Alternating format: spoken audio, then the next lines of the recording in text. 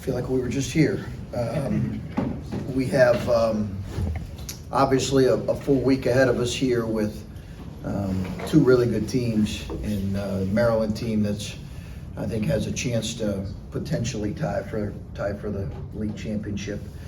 Athletic group, and then obviously Michigan State on Saturday. So two really good teams, well-coached teams, older teams, very veteran for the most part, both groups, led by really a couple transfer guards that have had real impacts for both groups. Coach, with senior day coming up and Justice being one of the three, but the guy that has been here the longest, can you talk for a minute just about when you got Justice, when he transferred from Cal, what kind of things on the court and off the court did you see from him, 10 years ago that you thought were going to be good for this program? Yeah, I mean, Justice he's a great kid for one. Like he's a really thoughtful kid, and people see him as a laid back kid, which he is. Growing up in Hawaii, he does have that, personality. He's pretty laid back. He's had some real challenges this year, and he's carried a heavy load with how we've struggled. But I like where he's at right now. I like how he's playing. I thought he was terrific yesterday.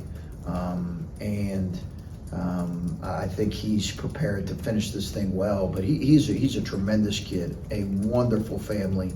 You're right, he's been here longer than anybody else. He's been here for 4 years, so he's went through sitting out and then playing and having a good year on a really good team, and then he's had to deal with another kind of injury where he sits out the whole season and has bounced back, and it's been good to see. And then a specific play from him yesterday with about 3 minutes left. I think it was after the Melendez and one, likely turned it over. They have a chance to cut it to 6, but then Justice kind of gets down the court, gets the steal. I think get a little behind the back to save it, and then scores the other and push it back to 10. Do you think that might have been like an inflection point there to turn it back and maybe the final stop that stopped it? Yeah, it's a really good observation because it was a critical play. They had gotten a little bit of momentum, and then got a stop. It was a really critical play, and I actually been on him in the game a couple times because I didn't feel like he was running quite as hard as he needed to in transition. Illinois is so fast in transition; they really can hurt you in the open floor. And I challenged him and took him out one time because I didn't think he was running as hard as he needed to. That was a great play. It was a tremendous play, tremendous save, and great effort. Hey Coach, back here. Okay. You spoke about Justice, but Sean and Isaac are also going through senior day. First time with the program for both of them, but can you just speak to their impact?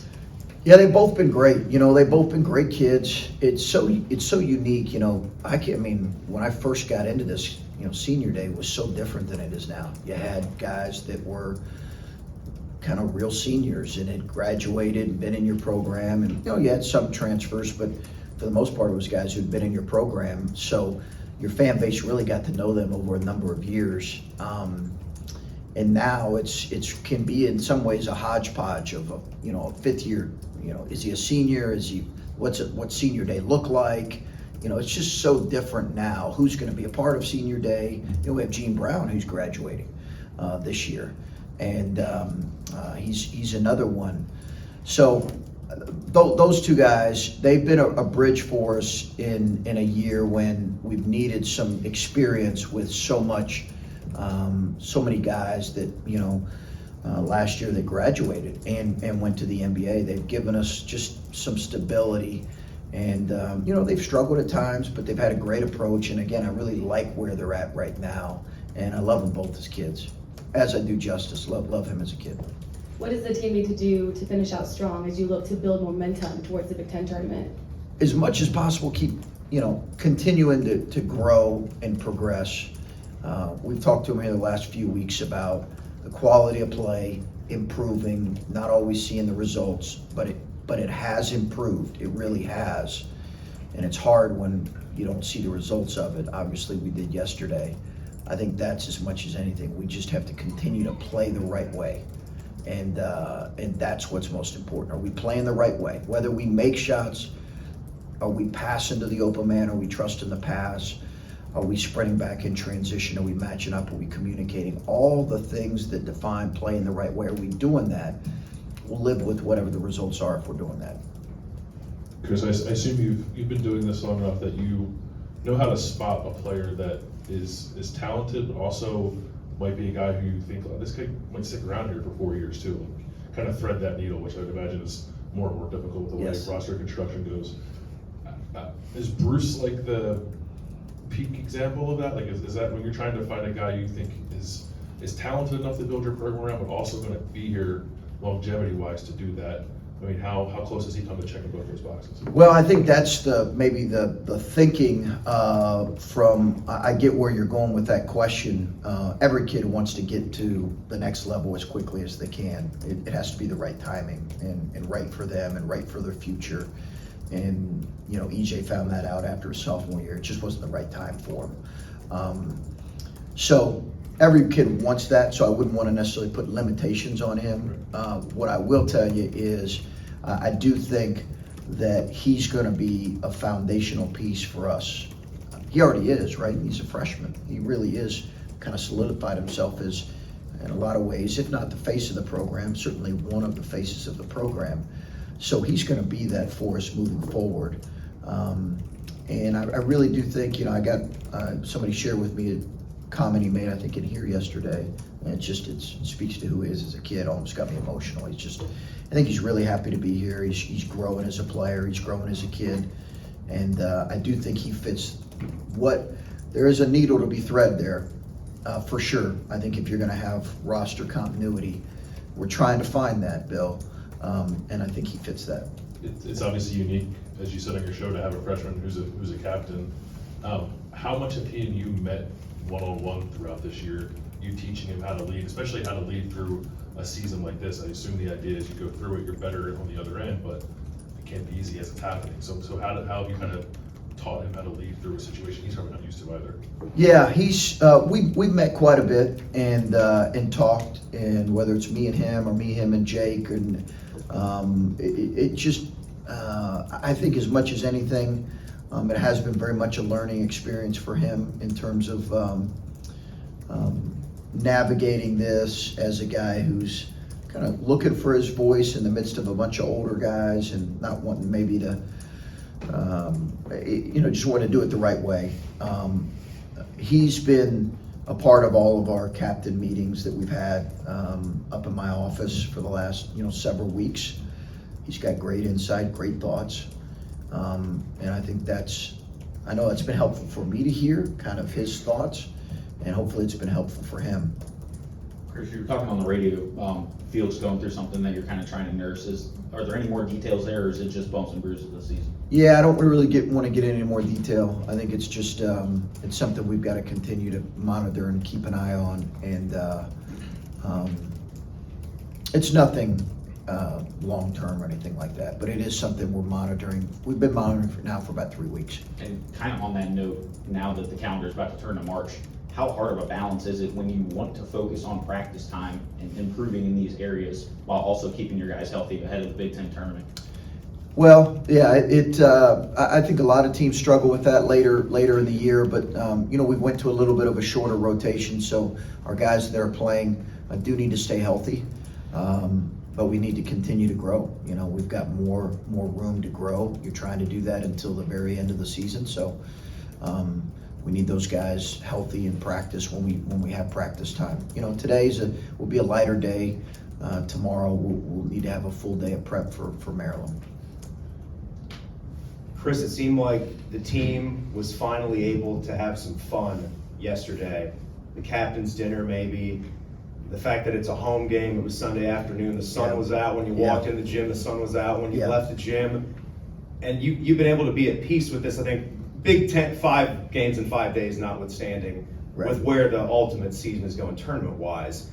So was there just able to finally be an adjustment as to, this is what it is, let's just go out there and do everything that we can do with the season that we have left? Yeah, we have emphasized really having fun, Timmy. We have talked to him about that because it can feel, heavy for young kids, and you have wanted to, make sure they understand that there's a reason why you're playing this game.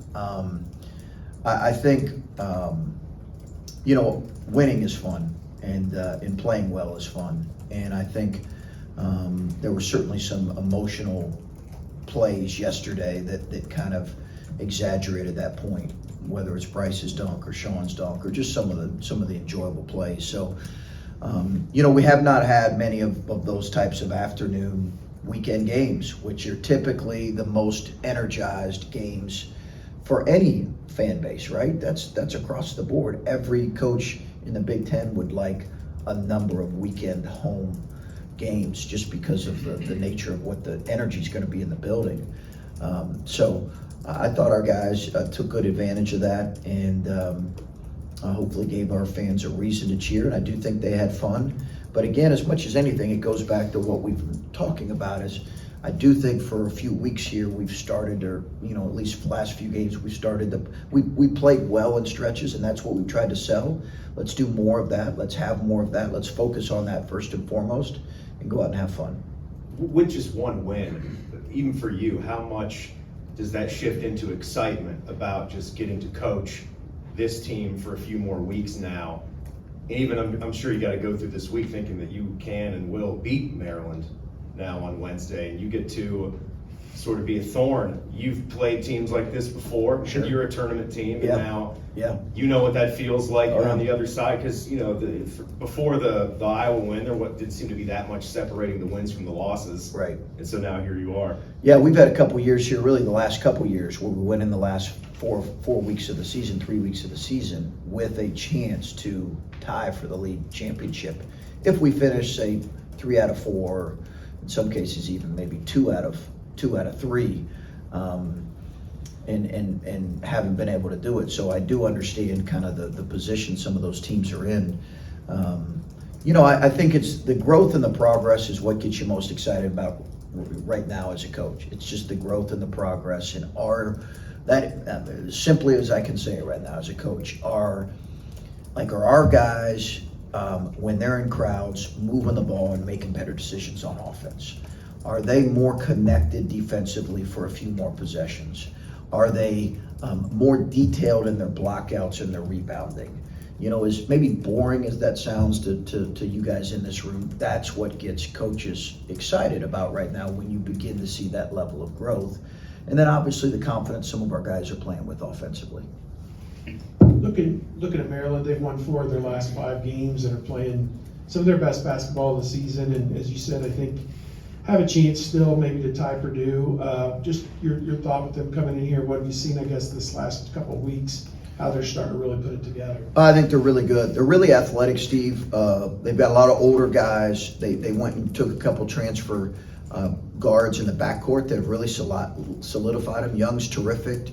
They're well coached. They play a different style. I've coached against Kevin's teams a number of years from the Big East now, and actually last year when he was at Seton Hall. So it's a different style than what you typically see in the Big Ten with some of their pressing and their defensive principles.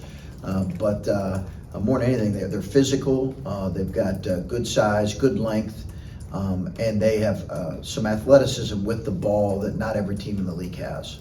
And as you talk about Felix, if he is limited a little bit going against Schott and Reese here, who are pretty big guys, just does that kind of put you guys at a real disadvantage going into the game if Felix can't play a huge number of minutes? I don't know, where's that? He won't be on a minutes limitation, Steve.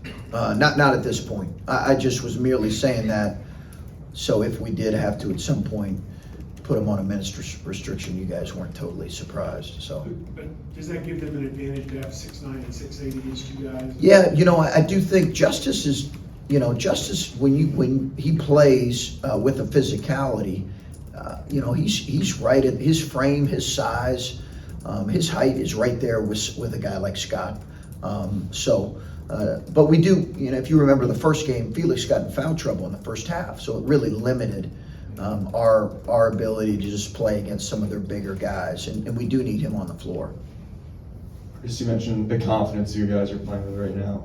Roddy seems to be playing really confident. The scoring isn't always there. There was a moment in the second half when Illinois was making their push and he took a 3 from the corner there. It didn't fall, but in moments like that, are you seeing him play more confidently, and how confident are you that scoring will catch up eventually? Oh, it'll for sure. Roddy's a really good player. and he's going to grow into a really good player. And I like where he's at right now. He can impact the game offensively and defensively. Right now, he's found a great niche with impacting the game defensively, but he's had moments offensively where he's really helped us as well. Again, I like his growth and his development right in front of us. As much as we've talked about Felix and obviously Bryce and Bruce, Roddy's right there. You talked about moving the ball better and rebounds and things that coaches look at that we don't look at, and obviously every matchup is different, but are there things from yesterday that you feel are replicable, like for what you have left in this season, the way that you played? I mean, it's your second best defensive performance, I think, of the year. Obviously you shared the ball at a higher level. Are there things that you did yesterday that as you try to build on this for what you have left, you feel are replicable? I think some of our positioning defensively, some of our effort on the glass is hopefully something we can replicate, because it was a major focus for us, and as you know, it's been an issue for us throughout the year. I would say those two things, we've got to continue to hammer. Maryland got us on the glass pretty good in the second half at their place, so it's going to be critical in this one too. And then with Zed being sidelined as long as he's going to be, you've talked about wanting him to play maybe the 4 and him and Felix play together next year. Right. I know that's a little bit of a ways away, but what sort of impact could this have on his off-season development and ability to grow his game when he's going to miss as much time as he will? Yeah, he's getting it done here really soon, so he will be able to have a few more weeks of he will not have a full summer. It does not look like he'll have a full summer, but I still think we can get him to where he needs to get to play those two guys together. I really do. Coach, I was going to ask about Zed as well. Just we're about to talk to him here in a minute. For the first time since the news that he's going to have the surgery and everything like that. Just wondering, like, looking back on his season now, what are your thoughts? You said before that you thought he took strides, but I wonder what maybe you still want more out of him, and do you think that the Zed we saw earlier in the season before the injury could have been sustained had he not, obviously dealt with that? I would hope so. I don't know. I mean, Zed has had, and I've challenged him with this, he's had moments later in the season where his production has dropped off, and some of that's been his conditioning. So my challenge for him was to finish this well. I do think the injury was real.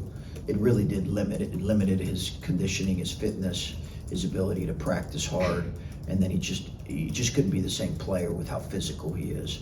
But I do think he was on a good trajectory before the injury. I think he had good moments, but there's still a lot for Zed to grow in. He has to get better in a lot of areas, and he knows that. I think he can. I really do think he can. But I think there's a lot of room for him to continue to grow. He had a really good, first, part of his junior year, and I think we could have built upon that. I would have been interested to see if this would have been a year. Typically, you see that with young players where they can, later in their freshman or even sophomore year, they can struggle a little bit, and then as they get older, they really finish better. And I was hoping that was going to be the case for him, but the injury got in the way. So. Listen, I think he had some really good moments this year and some really good growth opportunities, but this will be a critical offseason for him. It'll be somewhat limited, but it's still going to be a very critical offseason. Oh, okay. Just real quick, I know you don't want to look too far beyond with games to be played, but how important could this last stretch be for the young guys, specifically the freshmen? Just, guys that are games like yesterday, practices, whatever you can do to get them ready for what you hope will be an improved season next year. Yeah, for sure. Oh, I think this whole stretch, Patrick, has been really, really, really critical for us as a program, for those guys, for us to continue to evaluate them in these moments as well. How are they responding in tight, close games? We had so many times where we had 3 freshmen on the floor in the critical moments of the Penn State game, or last night as well, or 3, and obviously some cases 4. I just think it's a really, really critical stretch for us as we think about, what we're going to look like next year with this, obviously, class coming in.